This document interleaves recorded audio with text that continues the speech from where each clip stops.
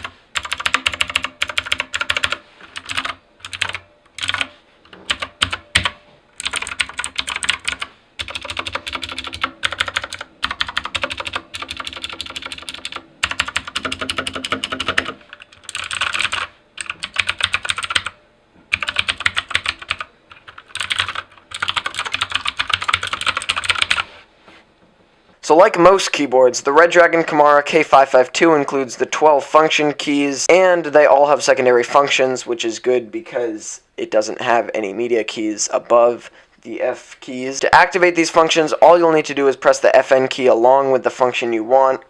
F1 is to open your media player, F2 is for volume down, F3 is for volume up, F4 is to mute all sound, F5 is for stop, F6 is for previous, F7 is play or pause, F8 is for next, F9 is to open your email program, F10 is home, although it opens your web browser as well. F11 is to lock your entire keyboard, but I don't see how this is needed because the purpose of a keyboard is to type. And finally, F12 is to open your calculator, which I actually haven't tested, so I'm not sure if it works or not. There's also a function to lock the windows, and this is completed by simply hitting the FN key and Windows key together, and then you won't accidentally minimize your game while you're gaming. It's not good. I've never done it, but I imagine it's probably not good. Now getting into the backlighting, this keyboard offers one lighting effect, red, but you can make the red breathe by hitting the FN key and the home key, make it breathe faster by hitting FN and plus, make it breathe slower by hitting FN and minus. If you want to change the brightness of your red lighting effect, you have a really unnecessary 9 brightness options, including off, to choose from.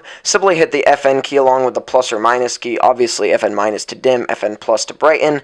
If you don't want to click through 8 different brightnesses, simply hit FN along with the scroll lock key, and that will disable all the backlighting. The keyboard is available in black or white with red backlighting and black or white with RGB backlighting. The RGB though is going to cost a lot more than just the red. Not a lot, but compared to the keyboard's price, a lot more. So I'm not even going to get into the software because from what I've heard it's really buggy and there's no need for a software because all the functions are on the keyboard. So unless you want to go into the software and change it yourself instead of literally just hitting FN plus minus or FN and home, there's really no need for the software at all. It doesn't do anything. So wrapping it up, the good things about the keyboard are the price and the small size, which makes it very easy for carry. I usually bring it, like, say when I go to my grandma's house, I usually just put it in my suitcase and it fits just fine. And this is because it's a 10 keyless layout, so it's not that big. If I was to take my K95 Platinum, however, I don't think that would work because it's just such a huge keyboard, especially with a wrist rest. $30 when I bought it. I actually think that it went up since I bought it, so it's like